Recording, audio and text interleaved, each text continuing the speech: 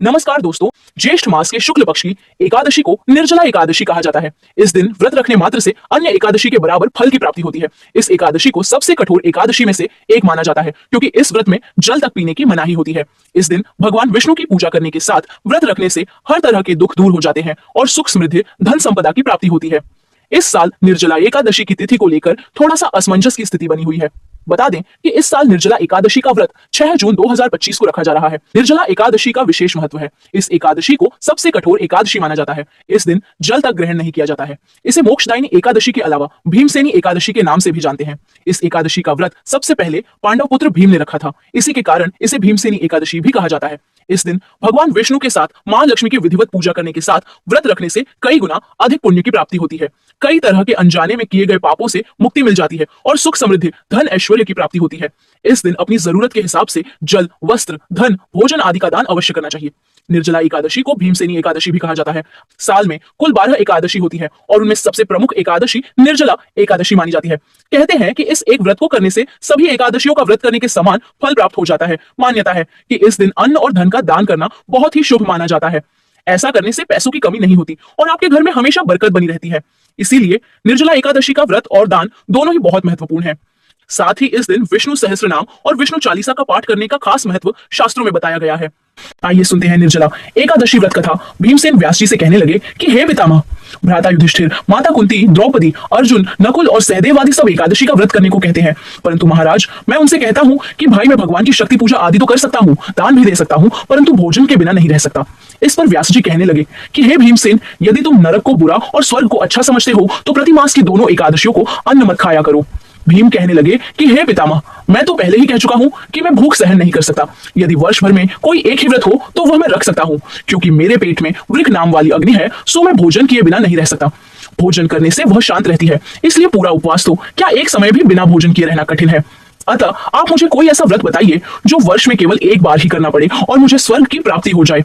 श्री व्यास जी कहने लगे कि हे पुत्र, बड़े बड़े ऋषियों ने बहुत शास्त्र आदि बनाए हैं जिनसे बिना धन के थोड़े परिश्रम से ही स्वर्ग की प्राप्ति हो सकती है।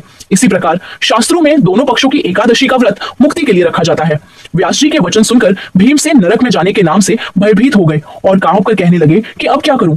मास में 2 व्रत तो मैं कर नहीं सकता, हाँ वर्ष में एक व्रत करने का प्रयत्न अवश्य कर सकता हूँ। वर्ष में एक दिन व्रत करने से यदि मेरी मुक्ति हो जाए तो ऐसा कोई व्रत बताइए। यह सुनकर व्यास जी कहने लगे कि वृषभ और मिथुन की संक्रांति के बीच ज्येष्ठ मास के शुक्ल पक्ष की जो एकादशी आती है उसका नाम निर्जला है। तुम उस एकादशी का व्रत करो। इस एकादशी के व्रत में स्नान और आचमन के सिवा जल वर्जित है। आचमन में 6 मासे से अधिक जल नहीं होना चाहिए, अन्यथा वह मद्यपान के सदृश हो जाता है। इस दिन भोजन नहीं करना चाहिए, क्योंकि भोजन करने से व्रत नष्ट हो जाता है। यदि एकादशी को सूर्योदय से लेकर द्वादशी के सूर्योदय तक जल ग्रहण न करे तो उससे सारी एकादशियों के व्रत का फल प्राप्त होता है। द्वादशी को सूर्योदय से पहले उठकर स्नान आदि करके ब्राह्मणों का दान आदि देना चाहिए। इसके पश्चात भूखे और सत्पात्र ब्राह्मण को भोजन कराकर फिर आप भोजन कर लेना चाहिए। इसका फल पूरे एक वर्ष की संपूर्ण एकादशियों के बराबर होता है। व्यास जी कहने लगे कि हे भीमसेन, यह मुझको स्वयं भगवान ने बताया है। इस एकादशी का पुण्य समस्त तीर्थों और दानों से अधिक है।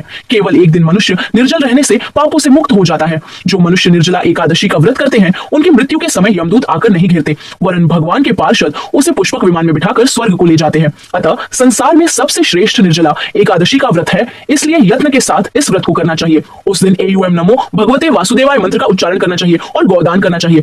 इस प्रकार व्यास जी की आज्ञानुसार भीमसेन ने इस व्रत को किया। इसीलिए इस एकादशी को भीमसेनी या पांडव एकादशी भी कहते हैं। निर्जला व्रत करने से पूर्व भगवान से प्रार्थना करें कि हे भगवान, आज मैं निर्जला व्रत करता हूँ, दूसरे दिन भोजन करूंगा। मैं इस व्रत को श्रद्धा पूर्वक करूंगा, अतः आपकी कृपा से मेरे सब पाप नष्ट हो जाइए। इस दिन जल से भरा हुआ एक घड़ा वस्त्र से ढककर स्वर्ण सहित दान करना चाहिए। जो मनुष्य इस व्रत को करते हैं उनको करोड़पल सोने के दान का फल मिलता है, और जो इस दिन यज्ञ आदि करते हैं उनका फल तो वर्णन ही नहीं किया जा सकता। इस एकादशी के व्रत से मनुष्य विष्णु लोक को प्राप्त होता है। जो मनुष्य इस दिन अन्न खाते हैं वे चांडाल के समान हैं, वे अंत में नरक में जाते हैं। जिसने निर्जला एकादशी का व्रत किया है वह चाहे ब्रह्म हत्यारा हो, मद्यपान करता हो, चोरी की हो या गुरु के साथ द्वेष किया हो, मगर इस व्रत के प्रभाव से स्वर्ग जाता है। हे कुंती पुत्र, जो पुरुष स्त्री श्रद्धा पूर्वक इस व्रत को करते हैं उन्हें अग्रलिखित कर्म करने चाहिए। प्रथम भगवान का पूजन, फिर गौदान, ब्राह्मणों को मिष्ठान्न व दक्षिणा देनी चाहिए तथा जल से भरे कलश का दान अवश्य करना चाहिए। निर्जला के दिन अन्न, वस्त्र, उपाहन, जूती आदि का दान भी करना चाहिए। जो मनुष्य भक्ति पूर्वक इस कथा को पढ़ते या सुनते हैं उन्हें निश्चय ही स्वर्ग की प्राप्ति होती है।